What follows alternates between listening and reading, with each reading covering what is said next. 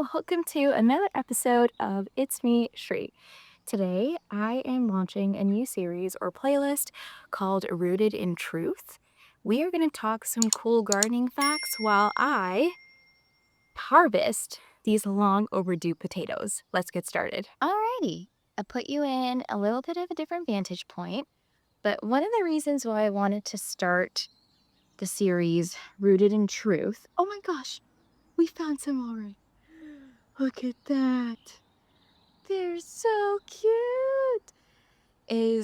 Got distracted. Part of the reason why I wanted to start Rooted in Truth is because when I started gardening, it was really difficult for me to keep up with all the different terms that I was hearing. Professional gardeners use so many different acronyms and vocabulary, and I figured if it's new for you, new to the space, or even just curious about upcoming news, important things that you should know about in the gardening world, why not provide that for you? So, are you seeing all these little cute things? Look at these.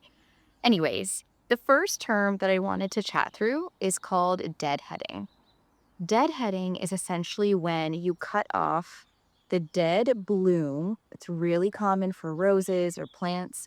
So once your rose is no longer bloomed and it has dried off, before it creates that rose hip, you'll cut off right at the base the bud and what used to be your beautiful flower.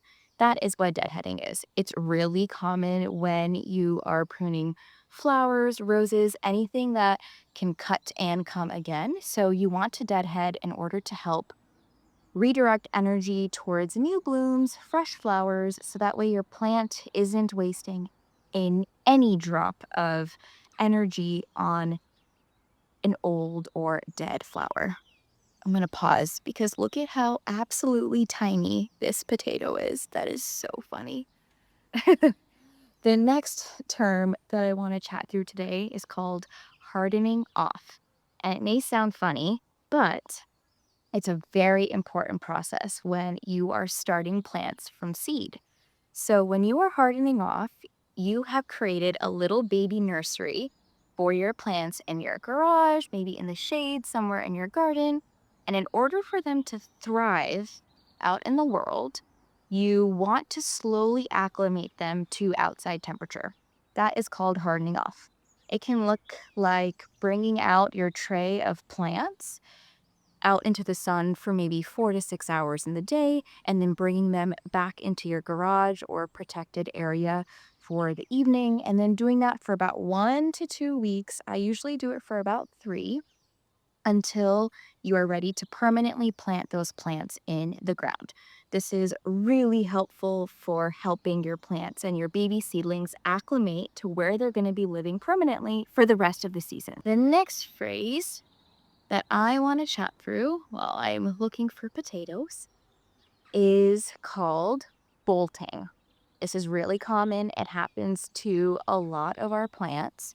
Bolting happens when plants are in the sun for a very, very long time, and they may go to seed sooner than we would otherwise expect them to.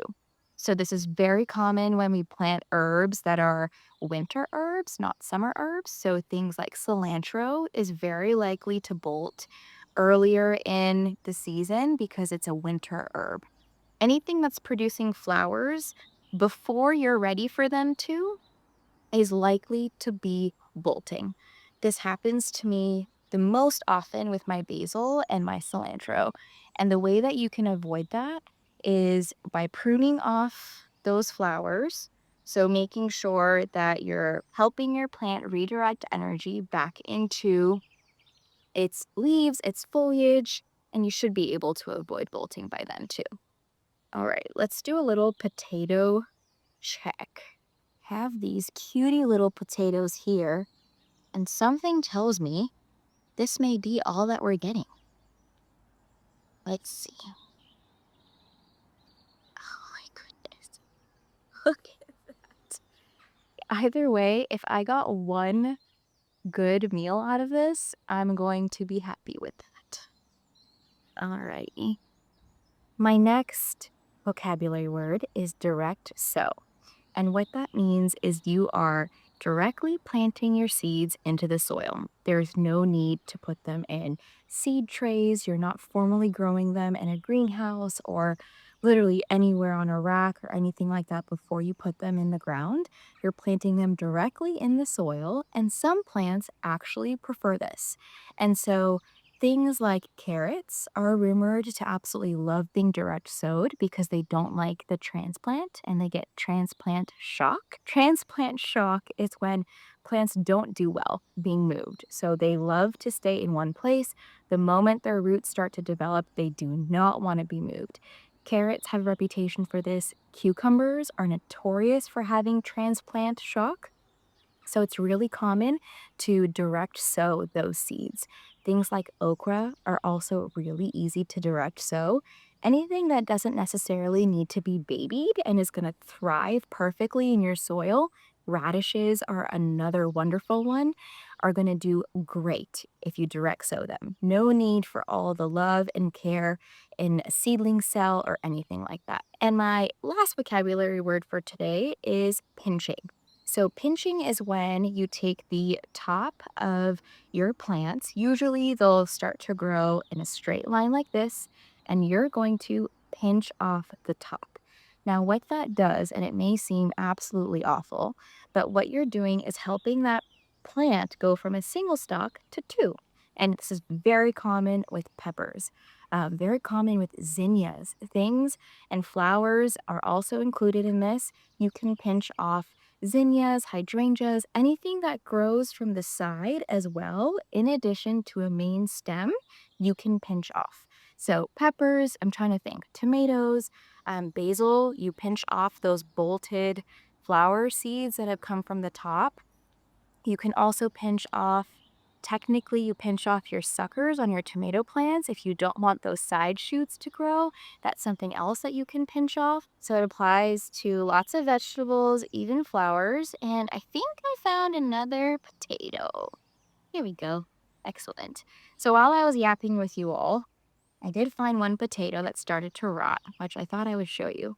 So this potato has started to rot a little bit, and you can tell because half is dark and wrinkly and the other half is golden and brown and beautiful, which means that this was starting to get water when it wasn't supposed to. And so we're going to pull that out. If I had left this in the ground, likely it would have started to either grow little sprouts and started to grow its own potatoes or just fully rotted completely. So I'm going to set that one aside because we probably won't want to eat that one. But if I quickly finish up, I'm seeing another big potato here. You see some super tiny ones, which are really cute. Let me dig that up. Another one. Just great. All right. Come on this side of my grow bag. See if there's anything left before we end this episode. I like growing potatoes in grow bags, but if you saw in another episode, I planted some directly in a raised bed. So I'm curious to see if that is going to affect the way that they grow. But lucky for me, I already have more sprouted potatoes on my kitchen counter that I will very much be putting into this grow bag to grow. There's one little one. After I amend the soil with some earthworm castings and some fertilizer so that they will do well. This is the best way to spend an evening. Okay, I think he got all of our potatoes. I'm feeling soil clumps and I'm wishing that those were potatoes instead. But I think he got them all. Alrighty. Okie dokie. Thanks so much for joining me on today's episode of It's Me Shri. This was the first edition of Rooted in Truth.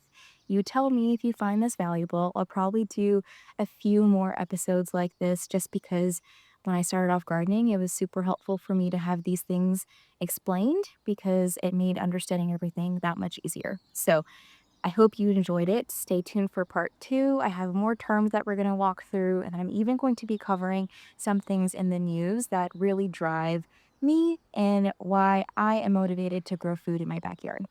We have a small but mighty humble little potato harvest. I'm most likely going to be roasting these, maybe put them in my soup for this week, but these are going to be tender and delicious. I cannot wait. Thank you so much for joining me on today's episode of It's Me Shri. I'll see you all next time.